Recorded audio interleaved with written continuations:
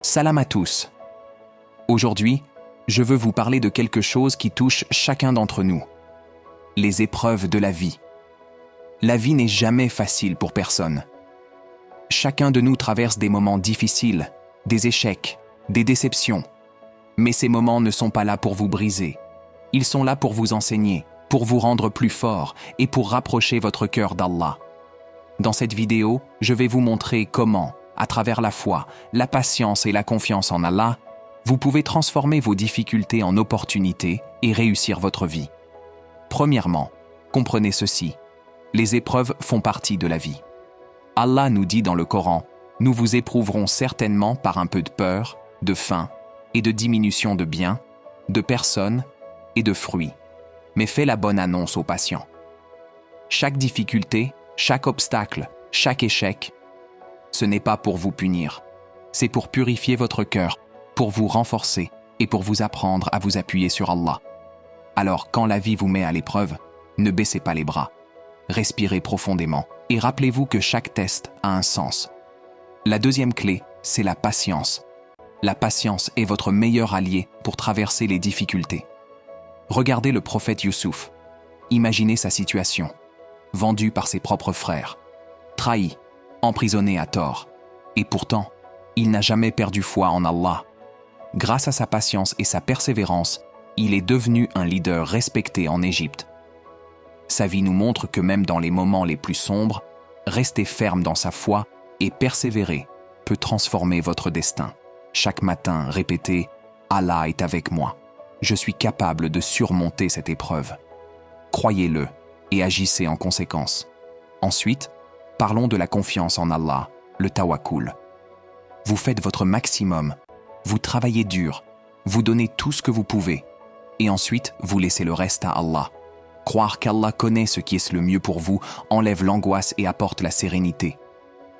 Même si les choses ne se passent pas comme vous le souhaitez, sachez qu'Allah a un plan meilleur.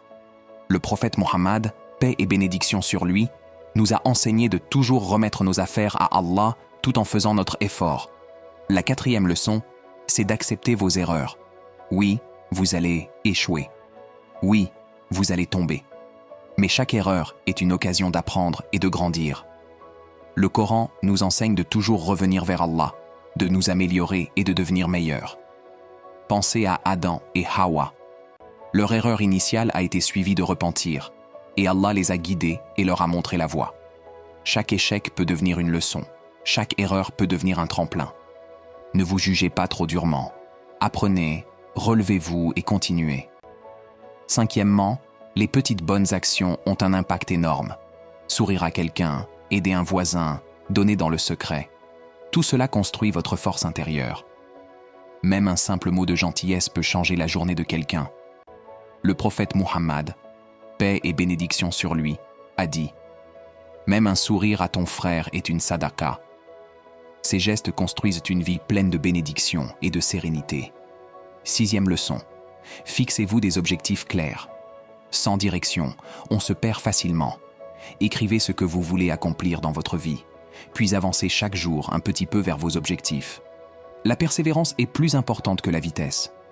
Avancez pas à pas, mais avancez toujours. Même les petits progrès, lorsqu'ils sont constants, mènent à de grandes réussites. Septième leçon. Entourez-vous de personnes positives qui vous inspirent et vous rappellent Allah. L'entourage a un impact énorme sur votre mental et votre foi. Les amis, la famille, la communauté. Ils peuvent vous élever ou vous tirer vers le bas. Choisissez bien votre entourage et soyez quelqu'un qui inspire les autres à rester sur le droit chemin. Huitième leçon, restez reconnaissant. La gratitude ouvre des portes que la plainte ferme. Remerciez Allah pour tout ce que vous avez, même pour les petites choses. Le Coran nous dit « Si vous êtes reconnaissant, je vous augmenterai. » Chaque jour, trouvez quelque chose pour lequel vous êtes reconnaissant et sentez la paix que cela apporte à votre cœur. Neuvième leçon. Prenez soin de votre temps. Le temps est le bien le plus précieux que vous possédez. Utilisez-le à apprendre, à grandir, à aider les autres et à adorer Allah. Ne le gaspillez pas dans des distractions qui ne vous élèvent pas. Le prophète Muhammad, paix et bénédiction sur lui, a dit Il y a 2 bénédictions que beaucoup de gens gaspillent, la santé et le temps libre. Enfin, 10e leçon. Ayez toujours espoir et foi en Allah. Même dans les moments où tout semble sombre, rappelez-vous que la miséricorde d'Allah est immense.